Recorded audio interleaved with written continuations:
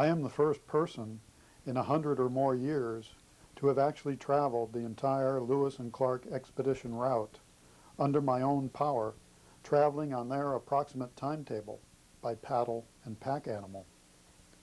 I journeyed as a solo voyageur to commemorate our heritage, but also to celebrate our multiculturalism and to especially honor the Native American.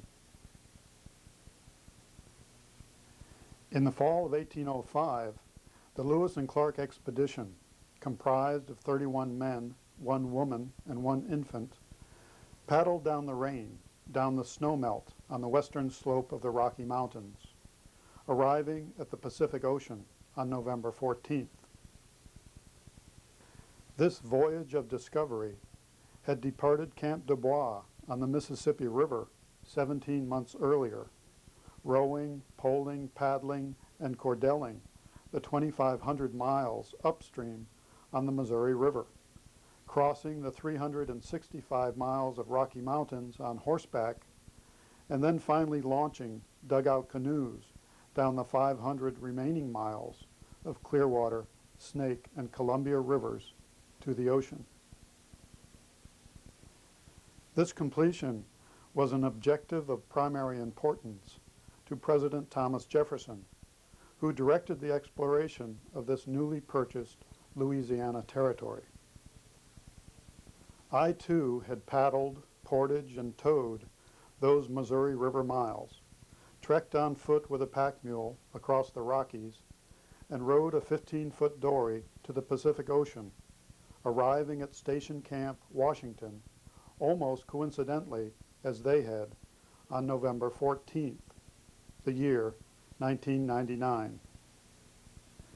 With expert navigational assistance from my father, and with local guidance from Vince Miller, a friend of the Chinook and longtime fisherman, who had been up on every sandbar in the river, I arrived safely at the historic site of Fort Clatsop 10 days later amid a gale gusting to 60 knots.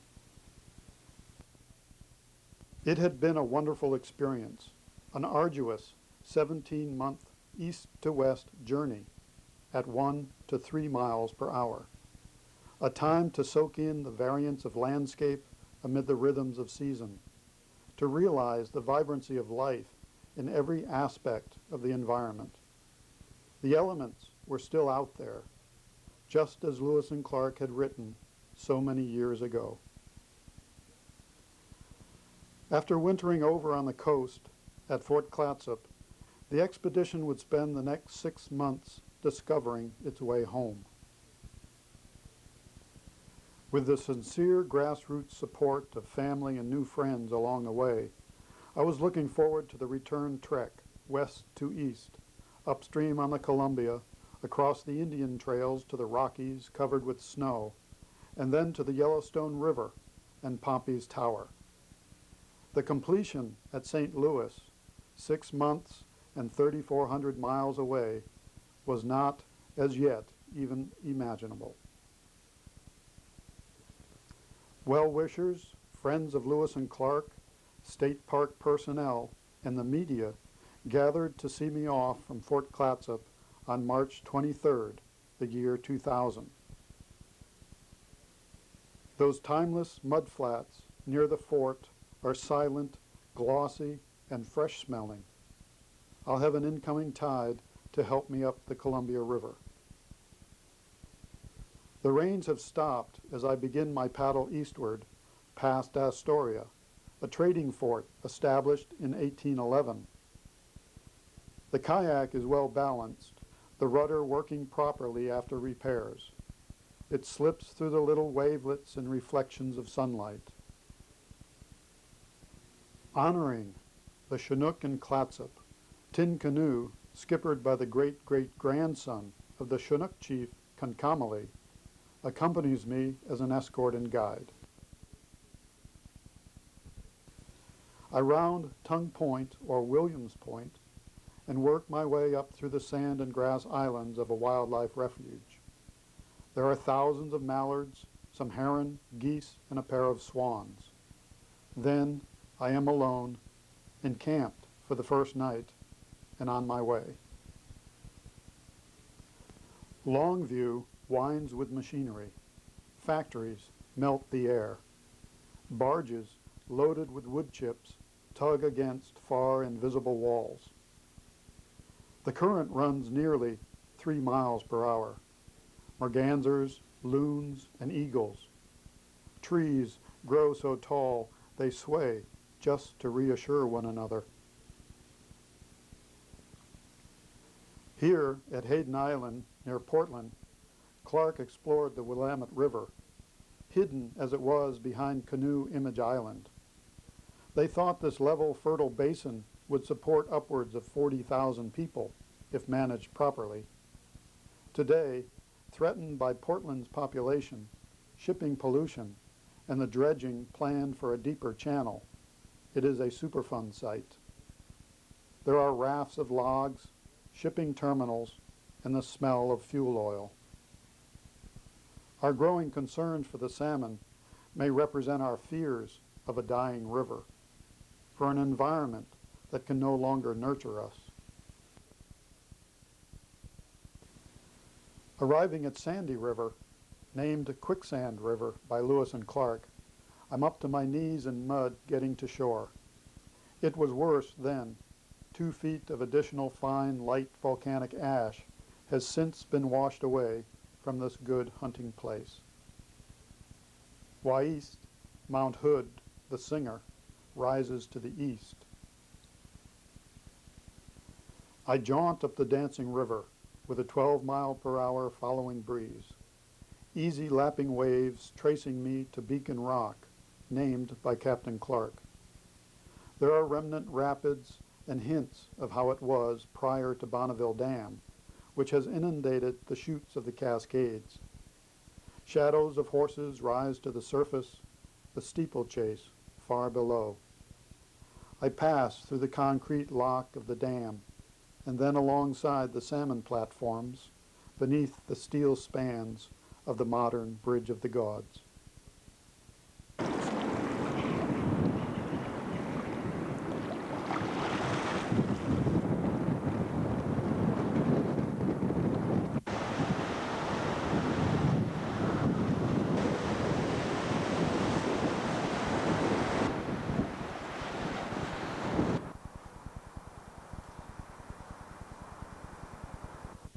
After paddling 200 miles to present-day The Dalles, Oregon, the expedition proceeded by land.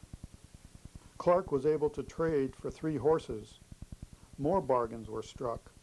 Iron cooking kettles and even the canoes were traded, along with other small items, including the brass buttons off their coats, until 13 horses allowed them to leave the river.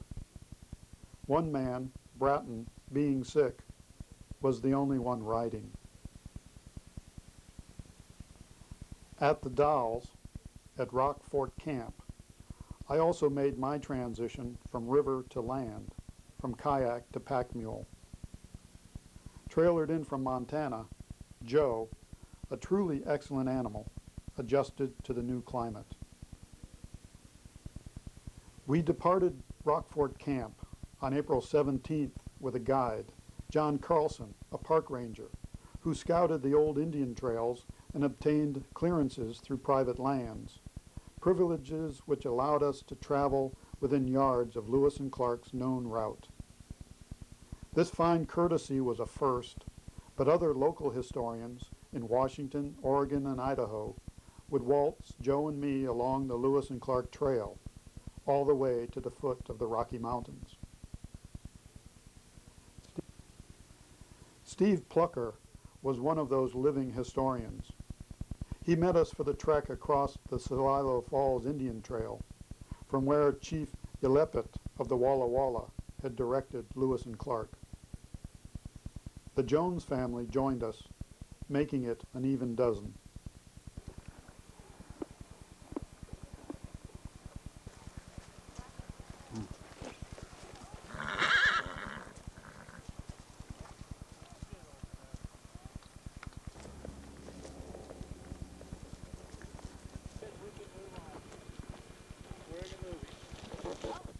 Steve and I encamp on the Touchy River while our 10 horse-riding friends return home. A fire warms us and brightens our talk into the night. Exactly on Lewis and Clark's timetable, on the morning of May 1st, our horses bring us along the Touchy River, a seldom seen section of Lewis and Clark's homeward route.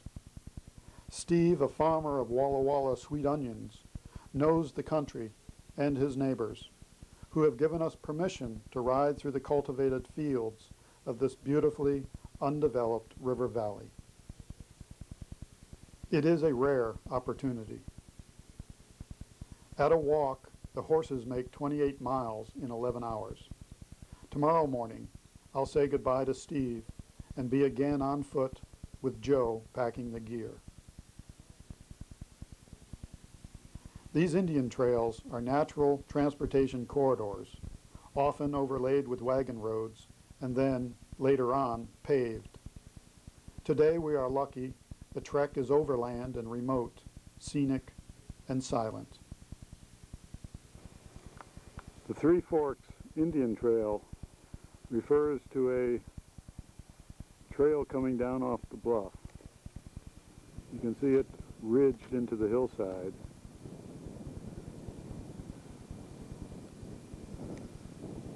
As it comes down into the valley. And the May 3rd campsite. This is Joe at the May 3rd campsite.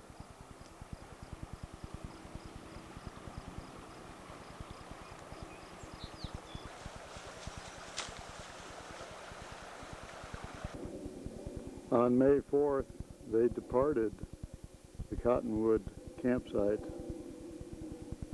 heading north 60 degrees east over a slight rise.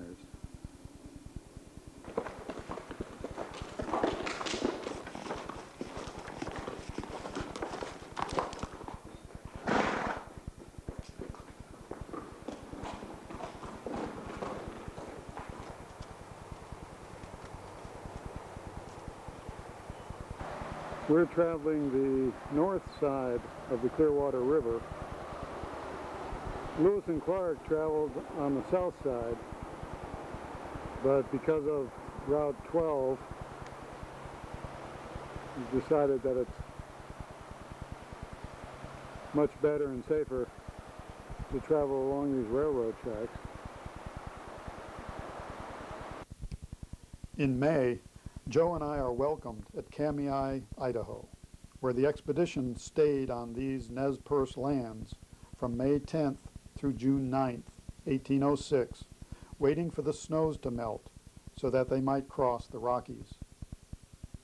While waiting, Lillian Pethtel, a local historian, took me under her wing for many a botanical adventure, exploring these Indian trails. And then they went downriver a little bit over to where the present mill site is. And the sawmill is located almost directly on the rocks where their campsite was. So the old Fraser grade is the most probable Lewis and Clark route. It is the route. Kamiah in Nez Perce means the camping place, the place of meeting.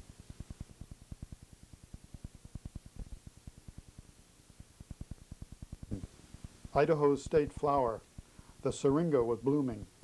It would be in early spring. Joe and I followed the expedition in the rain, ascending the near hills on Fraser's grade, on up through cattle and sheepland. 550 miles from the Pacific, the crossing of the Rocky Mountains had begun. We camp at Collins Creek, at the expedition's fording place. Northward, the expedition hunted whitetail and bear in the prairie, then started eastward, each member riding one horse while leading another packed with baggage and gear.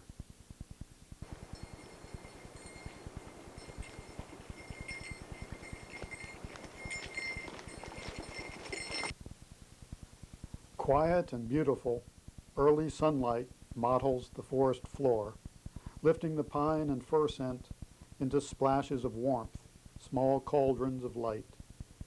We pass Grove Camp on Cedar Creek. Joe stops, listening to an elk or moose breaking through underbrush on the far side of the valley. Climbing into the mountains, we leave the mosquitoes behind.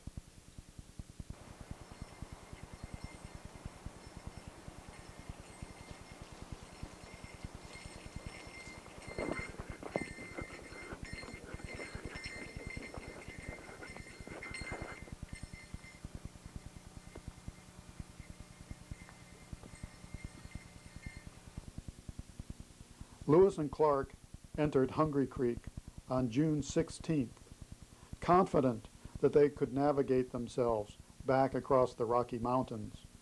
They had departed sooner than the Nez Perce had recommended.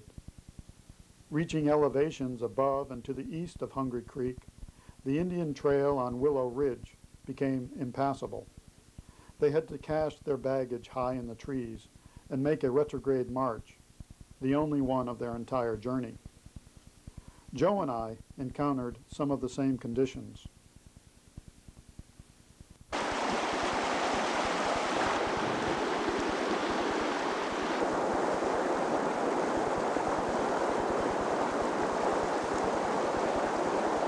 With the help of Nez Perce guides, the expedition tried again on June 26th. This time, they were successful.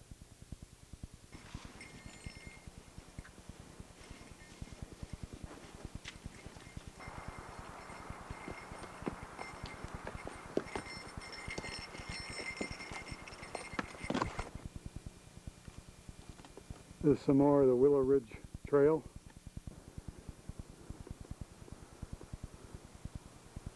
That's the ridge that Lewis and Clark came up to from the south, from the opposite side, as they made their way up from Hungry Creek. Riding the crest trails, the expedition now made fast miles, finding plenty of grass for their horses. By the 29th, they had bid adieu to the snows and were taking sweat soaks in the hot springs on the eastern slope. Joe and I kept pace on the primitive Lolo Trail. At Traveler's Rest, near Lolo, Montana, Captain Lewis went northward to explore the Marias River, while Captain Clark went southward back to the Shoshone and to Camp Fortunate at the headwaters of the Missouri River. Joe and I followed Clark's route.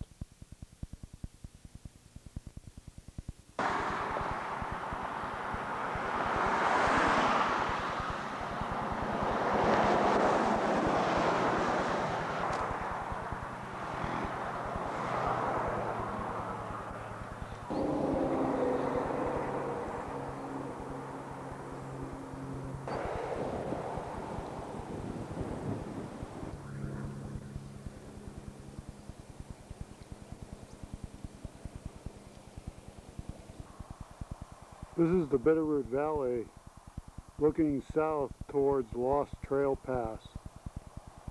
That's Route 93. We're above on Gibbons Pass, the route that Clark took in 1806. The Indian Trail was well traveled into the Big Hole Valley. Clark described the route as a very passable wagon road with the removal of just a few trees. The Big Hole Valley, looking up over Wisdom.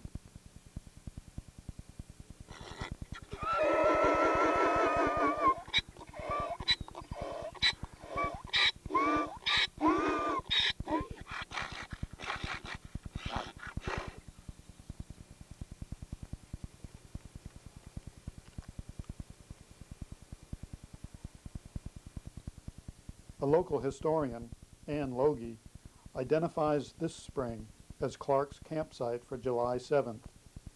From atop the pass, Camp Fortunate seems almost visible on the far southern horizon. It is a long ways off.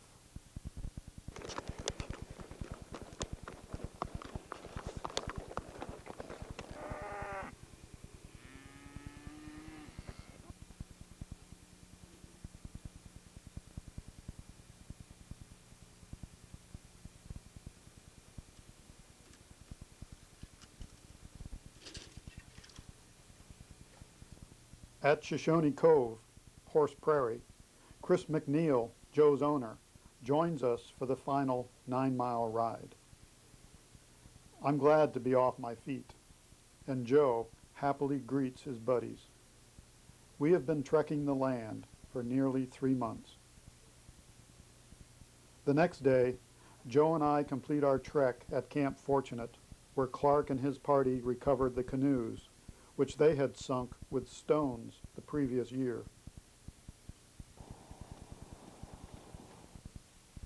Here at Dillon, Montana, I relaunch my kayak onto the Beaverhead River.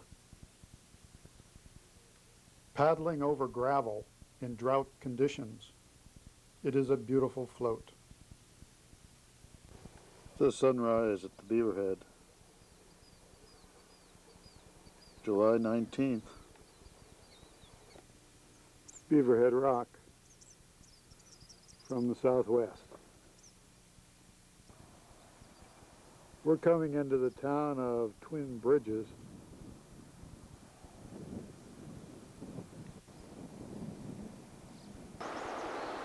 The Jefferson River, July 20th.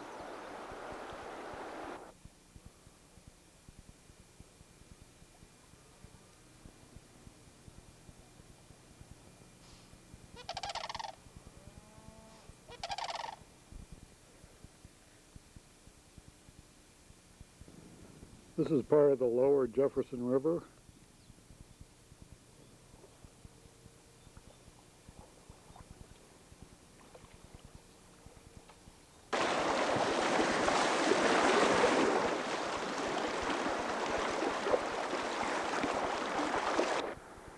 There's a forked channel here at the confluence with the Gallatin.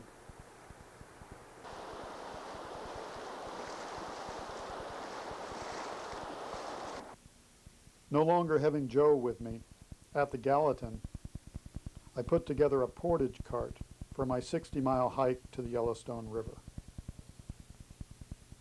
At Bozeman Pass, the right tire went flat. I wrap it tightly to the rim with 3-strand nylon rope and limp down into Livingston after 3 tough, dry days. In the year 2000, the great herds of buffalo and elk, the wolves and antelope were gone. Some beaver, however, were making a comeback, and I did get a chance to linger at a wild game ranch to watch approximately 50 buffalo. Happy to be on the river again, I'm amazed at how quickly the miles pass. Above the small rapids, a coolness rises with the scent of newly cut, fresh, ripe watermelon. The river leaps into sharp chunks of waves. The kayak scoots through the arid land, passing in whispers.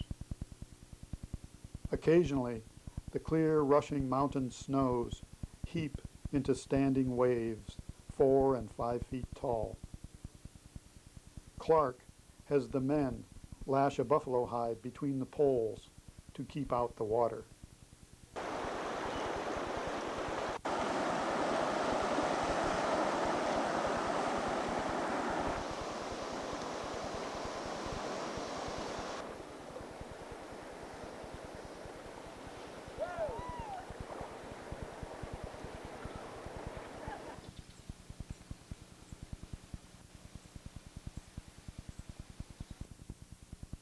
On July 25th, Clark names Pompey's Tower in honor of 18-month-old Jean-Baptiste, Sacagawea's child. He also carves his name into the sandstone. It remains as the only tangible evidence of the expedition's passage. With a temperature of 105 degrees, even the eagles pant in the shade of cliffs. It is difficult to keep going, so I practice perfection, the slicing of water into rhythms.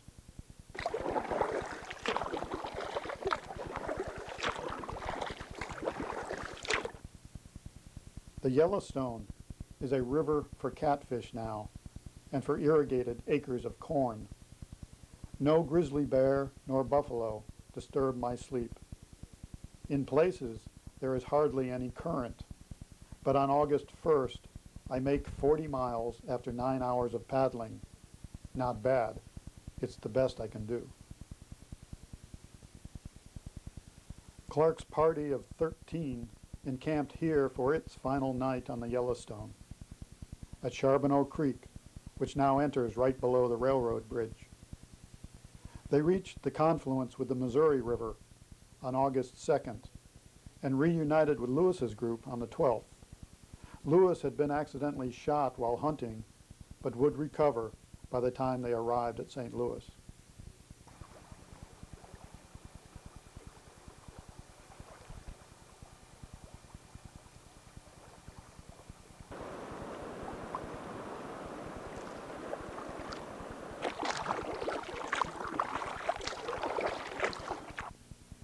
These are humid, languid hours.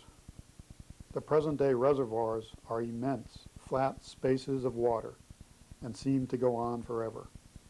It's about 3 p.m. I've been paddling since 7:30.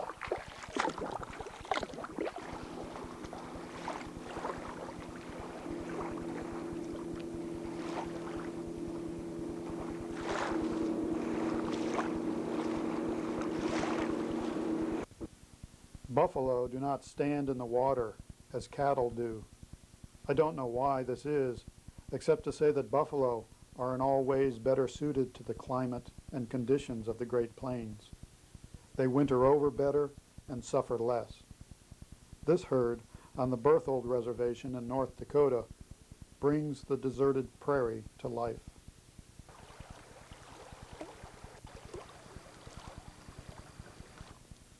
Thunder dances high, circling above rain squalls and their bright blooms of light. It is not a violent day, but the winds keep shifting and blustering. When the skies do clear, the sun has a cut, raw flesh color and hangs like a ragged globe in its separate time of low clouds. This is August 16th. A day off the river, bit of a windstorm. The expedition stopped to visit with the Hidatsa and Mandans, and to say their goodbyes to Sacagawea, Jean-Baptiste, Charbonneau, and John Coulter. Although Lewis and Clark found that Fort Mandan, their wintering quarters during 1804-1805, had been accidentally burnt down, there is a very accurate rendering of it nearby at Washburn, North Dakota.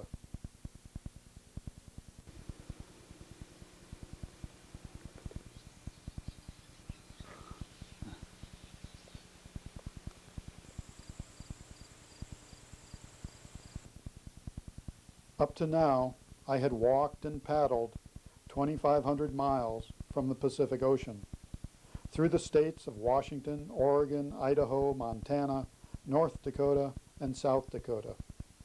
There were yet another 800 miles to go. At Yankton, I was portaged past the last earthen dam onto the free-flowing lower Missouri River. It was a new world.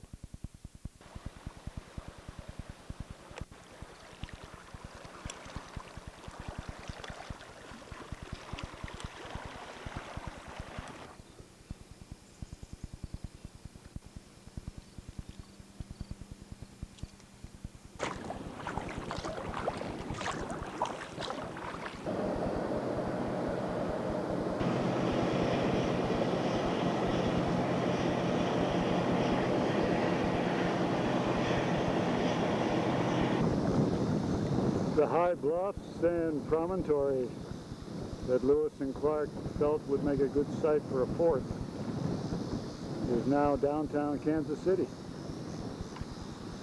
A lot of refineries out here,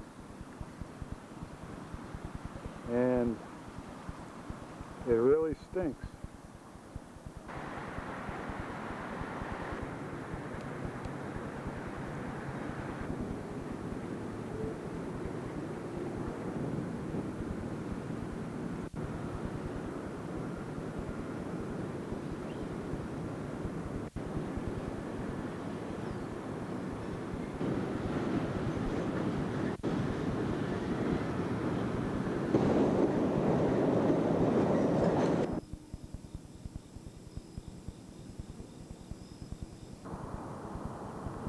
Jefferson City, morning of September 27th.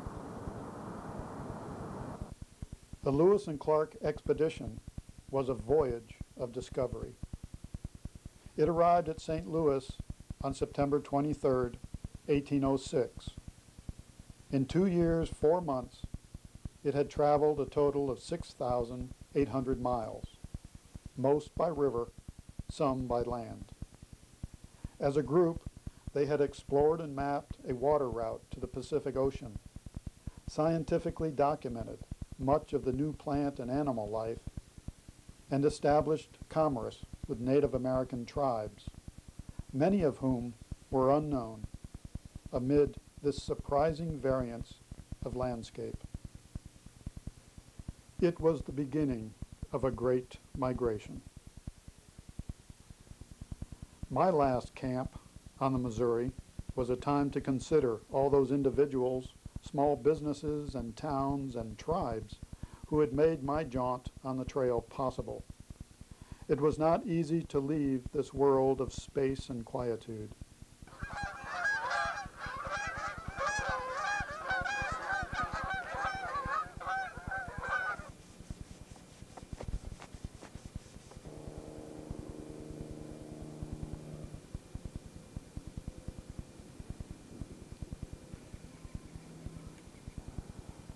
The clearing of the fog,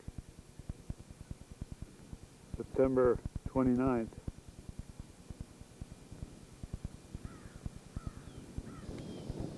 About 2 miles from the mouth of the Missouri River, looking down towards the Mississippi.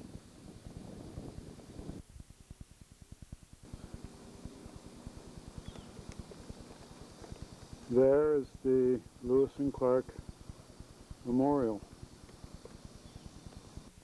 After a harrowing 15 seconds going over the 5 or 6 foot falls at the chain of rocks on the Mississippi River, guided by a blue heron fishing below in the froth, I arrived safe and sound at St. Louis on September 30th, 11 a.m., 2 years, 4 months, and 6,800 miles from my beginnings at Camp de Bois. September 30th, 2000, St. Louis at the Arch.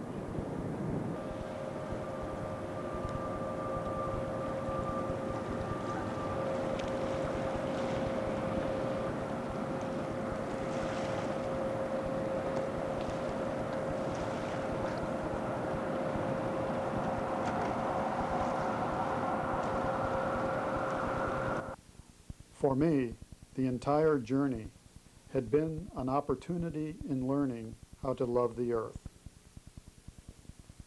Or as the Chinook Indians say, Shaku ilip son siak, Altha tamala quansum. Come early, my friend, today, tomorrow, forever.